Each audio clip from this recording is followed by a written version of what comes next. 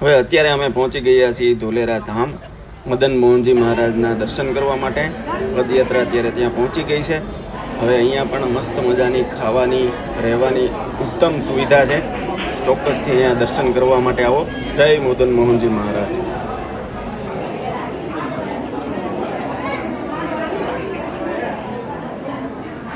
હવે અત્યારે નીકળી ગયા છે ધોલેરાથી જવાનું છે સોઢી ગામ.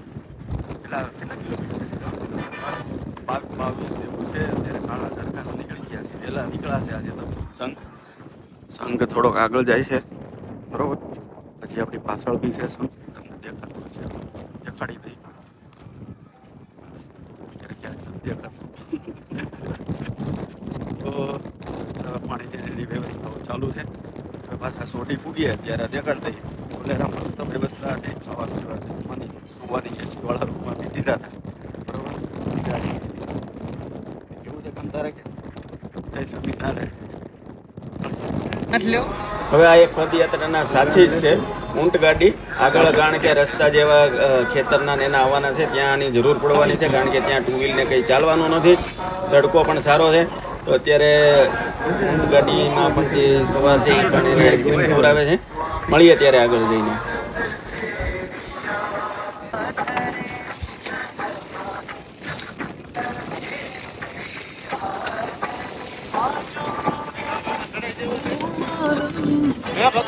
આમાં ચડાઈ જવું છે.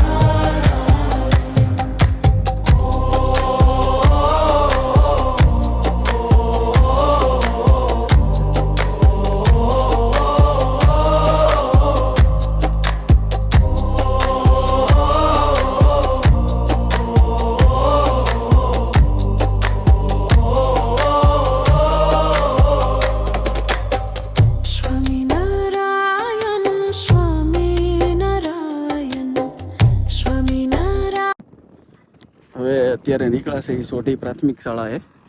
રસ્તો છે આવો. અમારી સાથે છે એક કહેવાય ને ભૂમિયા.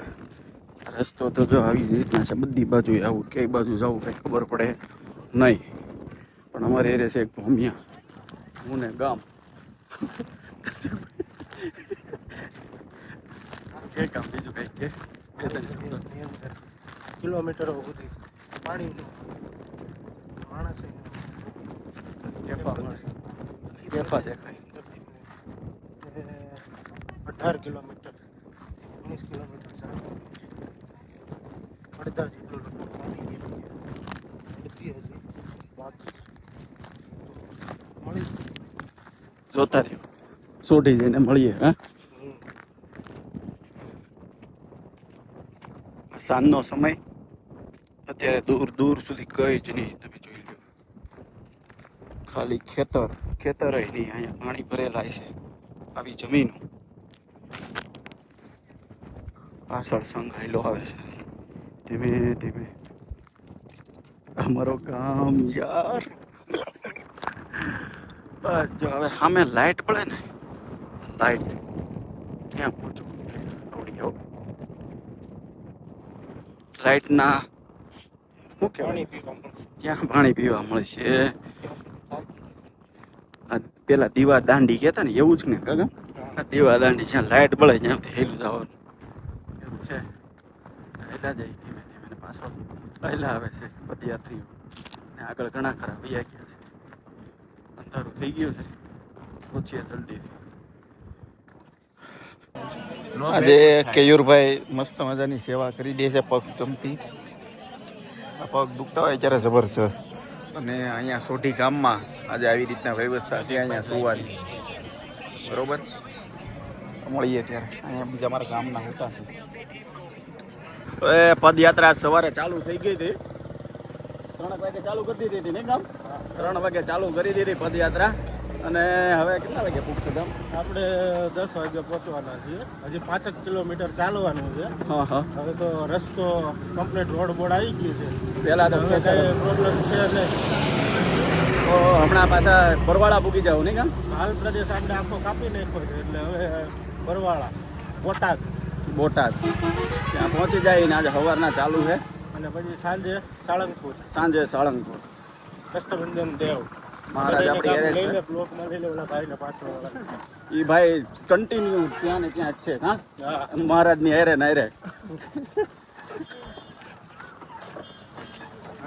બ્રિજેશભાઈ અને ઓલો ભાણાને યાદ રાખવો પડશે ને. ભાણો આવે છે ને રેડી.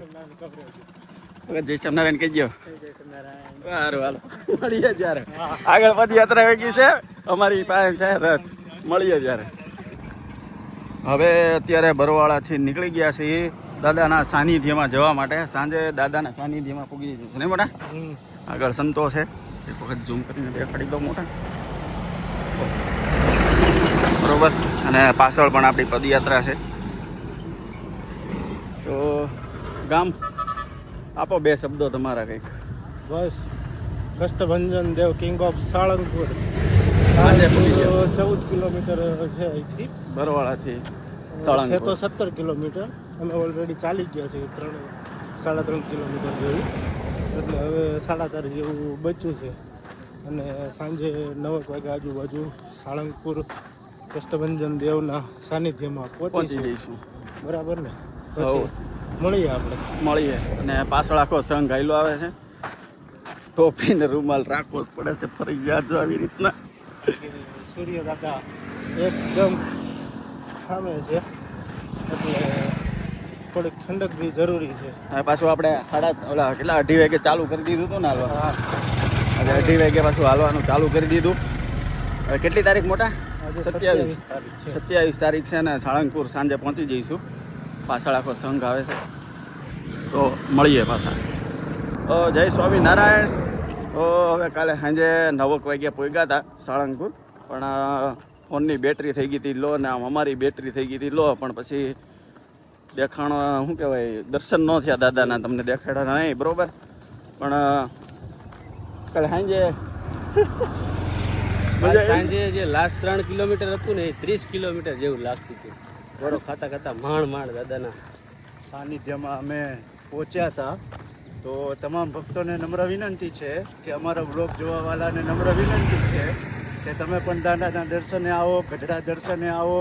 તમારી અંદરથી આત્માને ખૂબ જ આનંદ થશે. જય સ્વામિનારાયણ. બરાબર રણદીપભાઈ. અત્યારે અમે બોટાદ જઈ રહ્યા છીએ. બરોબર. ત્યાં પ્રસાદીના ચરણારવિંદના દર્શન કરીશું. ગુરુકુલમાં ઉતારા છે. કાલે સવારે ગઢડા માટે નીકળીશું. જય સ્વામિનારાયણ. મળીએ પાછા.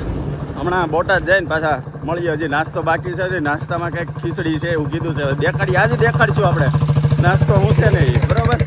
પદયાત્રા પાછળ આવે છે. થોડા ઘણા આગળ વહી ગયા છીએ. આમ તો અમે પાછળ જ જોઈએ મોસ્ટલી. તો મળીએ ત્યારે.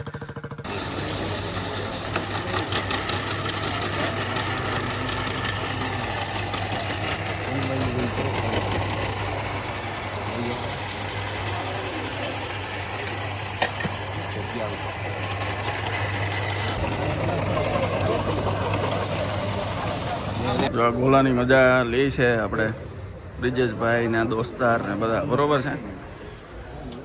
તો મળીએ હવે. બોટાદથી હમણાં નીકળી જઈશું અને જઈશું હવે ક્યાં જવાનું છે તમારે આપણે? ટાટમ ગુરુકુળ જઈએ ને સાંજે જઈને મળીએ પછી. ગોલો ખાઈ રહ્યા છીએ તો તમે પણ આવો ગોલો ખાવા માટે.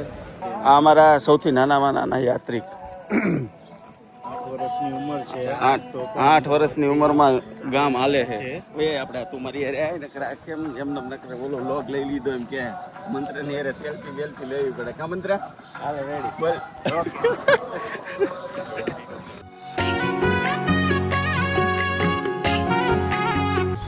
હવે અત્યારે અમે પહોંચ્યા હતા શિક્ષાપત્રી મંદિર. ગઢપુરથી ફક્ત ને ફક્ત 2 થી 3 કિલોમીટર આગું છે. આજી સ્વામી જોવે છે ને એ બહુ ઝીણા અક્ષરે શિક્ષાપત્રી એમાં લખેલી છે.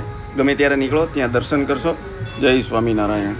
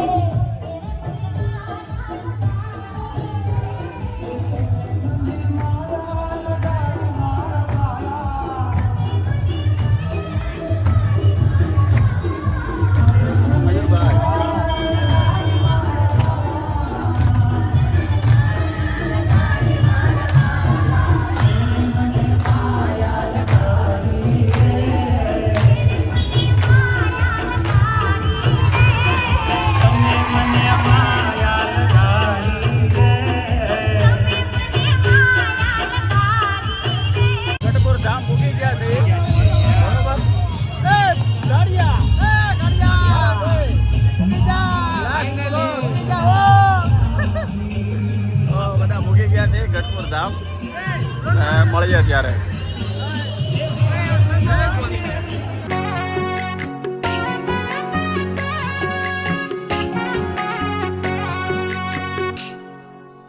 हालवाला मन गढ़पुर देखाड़ रे गोपीनाथ रे केवाला रही न शकूं तम विना हालवाला मन घेला मानवड़ाव रे गोपीनाथ रे केसरी जी रही न शकूं तम विना